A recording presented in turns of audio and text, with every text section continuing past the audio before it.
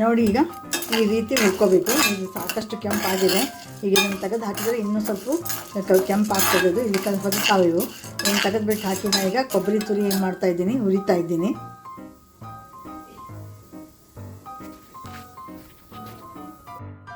ನೋಡಿ ಈಗ ಕೊಬ್ಬರಿ ತುರಿ ಹುರಿತಾ ಇದ್ದೀನಿ.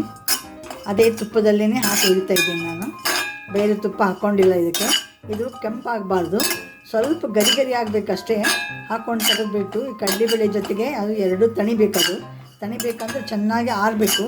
ಆರಿಂದ ಮುಂದೆ ಹೆಂಗೆ ಮಾಡೋದು ಅನ್ನೋದು ತೋರಿಸ್ತಾ ಇದ್ದೀನಿ ನಾನು ನಿಮಗೆ. ಈಗೆಲ್ಲ ಇದನ್ನು ರೆಡಿ ಮಾಡಿಕೊಂಡು ಇಟ್ಕೊತಾ ಇದ್ದೀನಿ.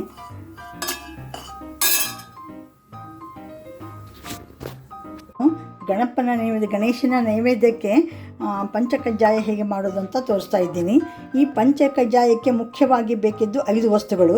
ನೋಡಿ ನಾನು ಏನೇನು ತೊಗೊಂಡಿದ್ದೀನಿ ಅಂದರೆ, ಇದರಿಂದ 2.5 ಕಪ್ಪಿನಷ್ಟು ಕಡಲೆಬೇಳೆ ತೊಗೊಂಡು ತುಪ್ಪದಲ್ಲಿ ಹುರಿದಿಟ್ಕೊಂಡಿದ್ದೀನಿ. 1.5 ಕಪ್ಪಿನಷ್ಟು ಕೊಬ್ಬರಿ ತೊಗೊಂಡು ಅದನ್ನು ಹುರಿದಿಟ್ಕೊಂಡಿದ್ದೀನಿ. ಒಂದು ಸ್ವಲ್ಪ ಕಸಗಸೆ ಹಾಕಿದ್ದೀನಿ. ಆಮೇಲೆ ತುಪ್ಪ ಇದೆ, ಬೆಲ್ಲ ಇದೆ. ಇವು 5 ಅಂತೂ ಅಗದಿ ನೆಸಸರಿ. ಇವು ಪಂಚಕಜ್ಜಾಯಕ್ಕೆ 5 ಹಾಕ್ತೀವಿ ನಾವು. ಆಮೇಲೆ ಬೇಕಂದರೆ ನೀವು ಏನು ಮಾಡಬೇಕು, ಡ್ರೈ ಫ್ರೂಟ್ಸು ಅದು ಹಾಕಬೇಕು. ಏಲಕ್ಕಿಗಂತೂ ಟೇಸ್ಟಿಗೋಸ್ಕರ ಎಲ್ಲರೂ ಹಾಕ್ತಾರೆ. ಇದನ್ನು ಮುಂದೆ ಹೇಗೆ ಮಾಡೋದು ಅನ್ನೋದು ನಾನು ತೋರಿಸ್ತೀನಿ. ನೋಡಿ ನಾ ಈಗ ಕಡಲೆಬೇಳೆ ಮತ್ತು ಕೊಬ್ಬರಿ ಆರಿದೆ.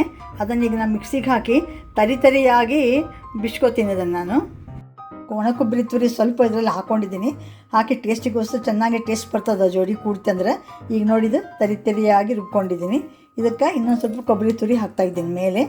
ಆಮೇಲೆ ಇದಕ್ಕೆ ಬೆಲ್ಲ ಕೂಡಿಸ್ಬೇಕು. ಬೆಲ್ಲ ಹೆಂಗೆ ಕೂಡಿಸ್ಬೇಕು ಅಂದರೆ ಸ್ವಲ್ಪ ಕೂಡಿಸಿ ಕೈಲೇ ತಿಕ್ಕೋತ ಹೋಗ್ಬೇಕು ಅದನ್ನು. ಆಮೇಲೆ ಅದಕ್ಕೆ ಕೊನೆಗೆ ಯಾಲಕ್ಕಿ ಪುಡಿ ಮತ್ತು ಡ್ರೈ ಫ್ರೂಟ್ಸು ಹಾಕಬೇಕು. ಇದರಲ್ಲಿ ನಾನು ಗಸಗಸೆನೂ ಹಾಕಿದ್ದೀನಿ. ನೋಡಿ ಈಗ ಪಂಚಕಜ್ಜಾಯ ರೆಡಿ ಆಯಿತು ಈ ರೀತಿ. ಆಮೇಲೆ ಇದಕ್ಕೆ ಇನ್ನೊಂದು ಏನು ಮಾಡಬೇಕಂದ್ರೆ, ಕೊನೆಗೆ ಇವತ್ತು ಮಾಡಿ ನಾಳೆಲ್ಲ ಗಣಪತಿ. ಈಗ ಇದನ್ನಂತೂ ಒಂದು ಏರ್ಟೈಟ್ ಕಂಟೈನರ್ನಲ್ಲಿ ಹಾಕಿಟ್ಬಿಡ್ತೀನಿ.